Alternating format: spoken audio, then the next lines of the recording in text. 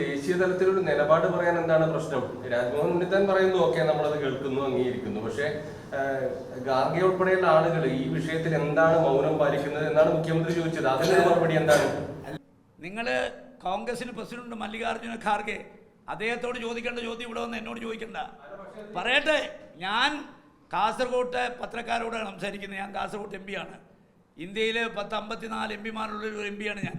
നിങ്ങൾക്ക് കാസർഗോഡ് ഏത് വിഷയം എന്നോട് ചോദിക്കാം. ബാക്കി കാര്യങ്ങൾ ചോദിക്കേണ്ട ആളുകൾ ജീവിച്ചിരിപ്പുണ്ട്, അവരാരും മരിച്ചിട്ടില്ല. You can go. പറയട്ടെ, സംബന്ധിച്ച് പ്രാധാന്യമില്ലാത്തൊരു വിഷയമാണ്. അല്ലാതെ അത് ഇങ്ങോട്ടൊക്കെ നിങ്ങളോട് ഞാൻ സംസാരിക്കാൻ ഇഷ്ടപ്പെടുന്നില്ല.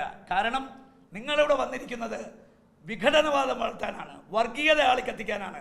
അതുകൊണ്ട് നിങ്ങളെപ്പോലൊരു വർഗീയവാദിയുമായി ഈ വിഷയത്തെക്കുറിച്ച് സംവദിക്കാൻ ഞാനില്ല. അതെ അതെ, ഞാൻ ചോദിക്കുന്നത് പറയട്ടെ, ഞാൻ പറയട്ടെ. അങ്ങനൊന്നുമല്ല. ഈ നിങ്ങൾ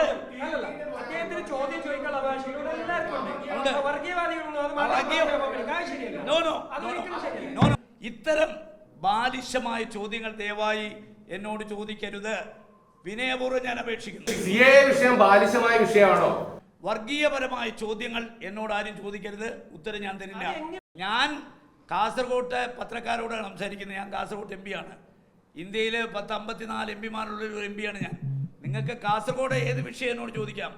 ബാക്കി കാര്യങ്ങൾ ചോദിക്കേണ്ട ആളുകൾ ജീവിച്ചിരിപ്പുണ്ട്, അവരാരും മരിച്ചിട്ടില്ല. You can go. പറയട്ടെ,